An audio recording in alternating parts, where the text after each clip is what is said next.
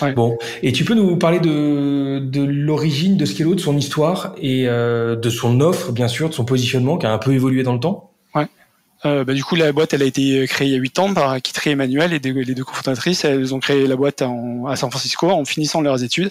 En fait, un jour, elles étaient dans un restaurant, elles ont parlé avec le restaurateur et leur demandé, en fait, comment vous gérez vos employés, comment vous gérez votre restaurant. Donc, ils ont trouvé ça ultra intéressant. Et quand elles sont revenues en France, du coup, elles ont vu qu'il y avait personne sur ce marché-là, le marché du planning pour la restauration. Il y avait personne. Du coup, elles se sont lancées vraiment dans ça. Donc, comment planifier les employés de terrain sur la restauration. Bon, après, bien évidemment, on a élargi notre spectre. Aujourd'hui, on couvre tout le spectre RH. Ça va du planning qui reste notre cœur de métier, en passant par la gestion du temps, la gestion des employés, les contrats, les congés, les éléments variables de paye, tout ce qui est pilotage de l'activité avec la data. Et on est intégré dans un écosystème RH. On a des ponts avec les logiciels de paye, avec les logiciels de caisse. Et après, on s'est étoffé aussi en termes de secteurs. Aujourd'hui, on est sur 5 secteurs. On est sur l'hospitality, le retail, la santé. Et puis, on a 2 autres secteurs qu'on vient de lancer cette année. C'est l'industrie et le service.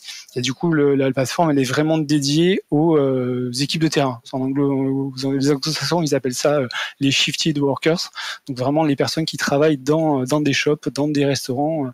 Et aujourd'hui, il y a 350 000 personnes qui utilisent la plateforme et ça fait environ 15 000 points de vente. Voilà. Et nos clients, c'est principalement du SMB, donc ceux qui ont entre 1 et 100 points de vente. Après, on a quelques flagships, mais notre cœur de métier, c'est le SMB. Et on est principalement en Espagne et en France. Après, on peut se la raconter en disant que Skello, c'est un peu dans 48 pays. On est vraiment dans 48 pays, mais les gros marchés, c'est Espagne et France. Ok. Et les velléités à venir de développement international, ça va s'orienter vers quoi comme pays? Alors, on a ces pays-là ou ouverture de nouveaux pays un peu plus massifs? Pour la suite, en fait, on est en train de travailler avec le CODIR et avec le board là jusqu'à la fin de l'année pour savoir du coup où on va pour les 5 prochaines années. Donc l'expansion internationale, c'est une piste, mais après il y a aussi ouvrir de nouveaux secteurs, faire grossir notre produit. Il y a pas mal de réflexions, aller sur des typologies de clients qui sont pas SMB, qui peuvent être grands comptes, qui peuvent être d'autres choses. Donc voilà, en ce moment, on regarde tous les plays et on voit comment on va se développer dans les 5 prochaines années. Bon, une dynamique qui m'a l'air d'être différente aujourd'hui de celle que tu as pu croiser quand tu es arrivé en 2020, parce que à l'époque, je connaissais Skello un tout petit peu. Restauration plus Covid, ça devait être assez costaud d'arriver dans le contexte en plein milieu de l'année 2020. Ça ressemblait à quoi ce moment-là? Ouais. Ton environnement de travail et ton contexte? Ouais. Et après c'était le deuxième confinement, donc je crois. Donc en fait c'était moins drastique au niveau du confinement, donc on pouvait un peu aller travailler de mémoire. Et puis en plus on avait switché, enfin toutes les boîtes elles avaient déjà switché en remote, donc en fait on savait comment animer un collectif. Mais bon c'est vrai que arriver dans une boîte dans ce contexte-là c'est pas les plus joyeux. Par contre là où en fait on pouvait se faire secouer, effectivement comme tu as dit, c'est que du coup nos clients c'était des restaurateurs et en fait ça n'a pas été tant le cas que ça, parce qu'en fait ils sont restés très fidèles même s'ils étaient fermés, et on a eu très peu de churn pendant cette période.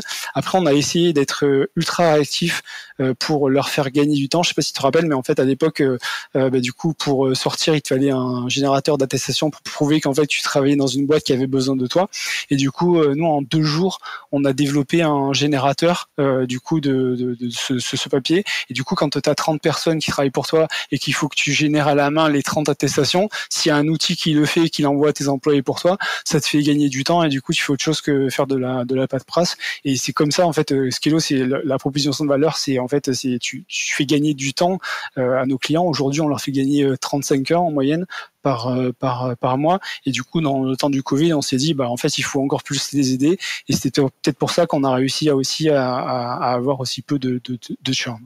Bon, et cette sensibilité business, enfin, cette sensibilité client, cette attention au client, elle est quand même, c'est un marqueur fort, je trouve, chez Skello. Et même si on est là pour parler de tech, en règle générale, tech et business font bon ménage, en particulier chez Skello, où en fait, ça, je trouve que c'est un de vos points forts. Il y a une dynamique business qui est très forte. On voit avec Kitry, il y a des gens très engagés, une équipe très dynamique, très soudée. Et en fait, je trouve, mais tu vas me le confirmer et peut-être me l'illustrer, mais que cette sensibilité aux clients et cette sensibilité business en général, elle se retrouve aussi côté tech. Il y a un lien fort entre les deux mondes. Tu confirmes? Ouais, complètement en fait. C'est vrai que la Skello, c'est une boîte qui est très business driven et toutes les équipes, alors moi je peux parler de l'équipe tech et produit, mais toutes les équipes, c'est la vérité, elles sont vraiment intégrées dans cette dynamique. Nous on utilise la méthodologie OKR, donc objectif qui résulte, et chaque équipe va se rattacher et va impacter un des objectifs de la boîte. Si tu veux, je peux donner des exemples qui sont très tournés tech, ou des fois en tech, tu te dis comment je rattache à des objectifs business. Par exemple, on a un objectif de rétention de nos clients avec un key result qui est le pourcentage de churn. Et mes équipes qualité et développement vont avoir un objectif au niveau du nombre de bugs remontés par client et du temps qu'on met pour corriger ces bugs-là. Et du coup, ces deux éléments, ils vont impacter la satisfaction client et du coup, ils vont avoir un effet sur le churn, donc sur un de nos objectifs. Je peux t'en donner deux autres si tu veux. On a un objectif global d'ARR, par exemple X millions d'euros. Et là, pareil, si on délivre une fonctionnalité qui va être monétisée, les équipes de dev, elles ont un impact direct sur l'ARR additionnel. Et même sur des équipes où on peut se dire que vraiment là, c'est très compliqué de rattacher sur notre business. D'avoir un lien, ouais. Les équipes cloud, par exemple, cette année, on a un objectif de 50% de clients en plus. L'équipe cloud, on va regarder, on va traquer combien chaque client nous coûte au niveau de l'infrastructure AWS. Et moi, je leur ai mis des objectifs pour faire baisser ce coût par client. C'est-à-dire qu'en fait, on garde le coût global d'infrastructure qui doit rester flat. Et vu que le nombre de clients augmente, du coup, le coût par client il baisse. Donc en fait, on fait plus avec autant d'argent. Donc voilà, tu vois, toutes les équipes, elles arrivent avec leur roadmap, que ce soit le produit, la tech ou même les autres équipes, à se rattacher à ces objectifs globaux de boîte et on les anime vraiment dans toutes nos rythmiques. Ok. Et objectif, on va dire de rétention, mais objectif de limitation des coûts aussi, visiblement. Je vois souvent dans la com, on parle de Kitry, mais qui est sur le terrain, qui va rencontrer les clients. Vous avez aussi ce lien de rencontre, de discussion avec des clients finaux. Alors c'est principalement les équipes produits, les équipes PMM. Et après, bien évidemment, les équipes support et success, mais principalement les équipes produits qui travaillent beaucoup avec nos clients pour avoir leurs avis, pour faire tester des maquettes, pour faire évoluer le produit. Et vraiment, il y a un gros échange avec nos clients pour quand on livre un truc, on soit au bon endroit, en fait. Ok. Sur le plan, il y a de la culture interne, il y a aussi un mot sur la transparence, c'est quelque chose que vous revendiquez à fond. Ouais. Ça veut dire quoi, cet attachement à la transparence, et dans ton environnement, toi, ça se traduit comment? Alors, honnêtement, je pense que j'ai jamais vu une boîte aussi transparente, mais vraiment, c'est la première fois de ma vie que je vois ça. Sur les All-Ends, sur les Monthly, on raconte tout ce qui se passe dans la boîte. Tous les chiffres, qu'ils soient positifs, qu'ils soient négatifs, les bonnes nouvelles, les mauvaises nouvelles, tout est partagé au collectif. Sur nos chaînes, la plupart des documents ils sont publics, et donc si tu cherches une info, tu vas forcément la trouver. Le seul moment où on n'a pas communiqué tout de suite au Skellonautes, c'est quand on a fait notre dernière levée de fonds. Les enjeux ils étaient importants, donc on a fait la levée de fonds pendant l'été et on a ensuite annoncé la super nouvelle, mais personne n'était au courant qu'on faisait une levée. Et c'est vraiment le seul moment depuis les 4 ans que je suis là où en fait on a entre guillemets caché quelque chose parce que les enjeux ils étaient un peu trop importants. Bon, ok, canon.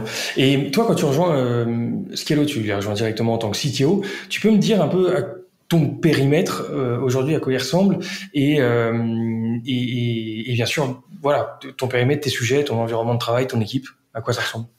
Déjà, j'ai eu de la chance que, effectivement, comme tu dis, je suis arrivé CTO direct et le troisième cofondateur, Samy, il était à l'époque CTO et quand je suis arrivé, il m'a dit tiens voilà, ça c'est des clés de la tech. La boîte, elle va devenir très grosse. On a besoin de quelqu'un qui sait le faire. Moi, j'ai pas envie et j'ai pas les compétences. Donc, il est resté dev dans une équipe, dans une de mes équipes et du coup, j'ai trouvé ça ultra humble de sa part et ultra du coup positif pour moi parce qu'en fait ça me mettait dans une position qui était assez confortable versus il y a deux CTO et ça aurait été un peu la galère. Donc voilà, bon ça c'était mon arrivée. Impressionnant, ouais, comme geste. Super intelligent. Et du coup, mon scope, ça va être vraiment toute la partie tech. Ça part du dev à l'infrastructure, à la data, à la qualité, à l'architecture. Voilà. Et après, je travaille avec à peu près toutes les équipes, mais principalement avec l'équipe support, RH, finance. Product. Après, aussi.